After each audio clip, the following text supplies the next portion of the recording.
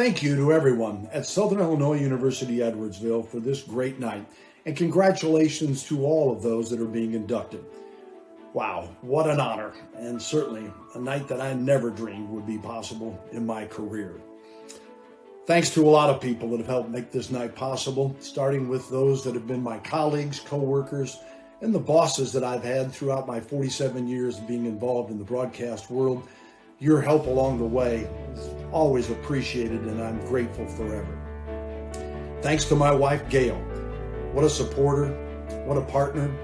Your love and affection, your sacrifice as you have traveled with me through 38 years of being married and been encouraging to me along the way. We've enjoyed the highs, and you've supported me during the lows. And you've also helped raise two great young men and our sons, Taylor and Cooper. And the sacrifices you have made, I will forever be indebted to you for that. Love you, Gail. And thanks so much to Taylor and Cooper for your support, and so proud of the two young men that you've become. And we're going to do thank yous. Better start with my mom and dad. I was lucky to grow up in DeKalb, Illinois, home of Northern Illinois University, lived right across the street from the campus.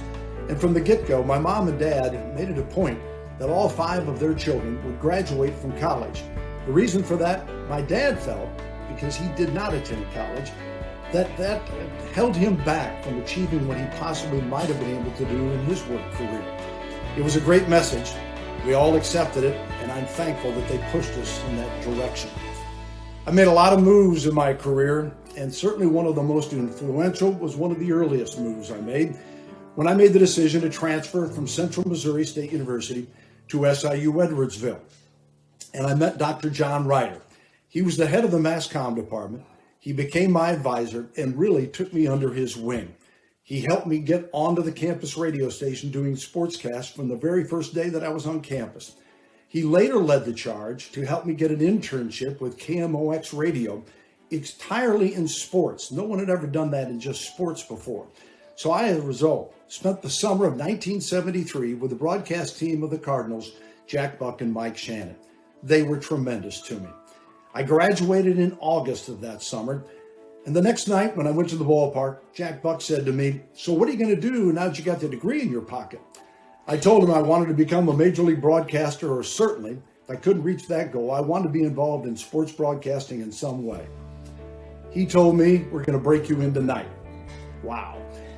He gave me the opportunity to broadcast the 4th inning of the Cardinals-Mets game that night on the Cardinal Radio Network. What an opportunity. And I kind of botched it. I was nervous. It was a crazy inning. A lot of things happened. When I got off the air, he gave me some very constructive criticism. I was disappointed, but I was determined that I would get better. 2 nights later, I took my handy tape recorder down to a vacant broadcast booth at Busch Stadium, did a couple of innings, and when I finished, I heard this applause behind me. Jack Buck was standing there. He had taken time off the air to come listen to me, and he said, "I knew you were better than what we got the other night."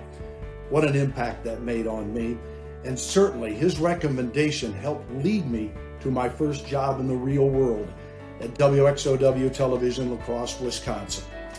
And my career was off and running, made several moves, going on to Wichita, Kansas, Tulsa, Oklahoma, Dallas, and now here in San Antonio, where I'm about to start my 19th year as the television play-by-play voice of the San Antonio Spurs. It's certainly the highlight of my career, but I've enjoyed every stop along the way. A lot of people ask me, "So what's it take to get a job like that?" And the response is a lot of hard work, perseverance, certainly got to be willing to move, and versatility, be able to do a lot of things in the broadcast business. You need to be coachable, got to have thick skin. As Coach Greg Popovich of the Spurs will tell his players, and you better get over yourself. One of the other hurdles that happens early in your career is getting experience. When you would go to visit with prospective employers, they would say, "Well, all sounds great, but you don't have any experience." Well, what I would tell those people, "Yes, I do. I've done thousands of games. You just haven't heard them." And they would say, "What are you talking about?" And I would explain, "Well, let's go back to when I was 5 or 6 years old, and I was out in our driveway playing basketball, shooting baskets. I would make up 5 members of one team, make up the names of 5 members of another team, I'd play the game and I'd broadcast the game, and my team always won. I did the same thing with baseball with my friends and about anything else that I played sports-wise. So yes, I broadcast thousands of games. You just didn't have the opportunity to hear them. I'm going to close with a final story that involves my mom and dad coming to visit me at my first job back in La Crosse, Wisconsin. I was about 6 months into it, wasn't making any kind of money. I mean, it was near poverty level. And my dad said to me, "Do you actually think you could make a career, make a living in this business?" And I said to him, "I've seen you work your tail off for all these years. I'm doing something that I don't consider a job. This isn't work, Dad. This is play. Can you believe they're paying me to go cover sports and talk about sports? I'm going to hang on to this gig as long as I can." And here I sit, 47 years later, never having worked a day in my life. And I live by the line from Cincinnati Reds outfielder Nick Castellanos. Every day is opening day.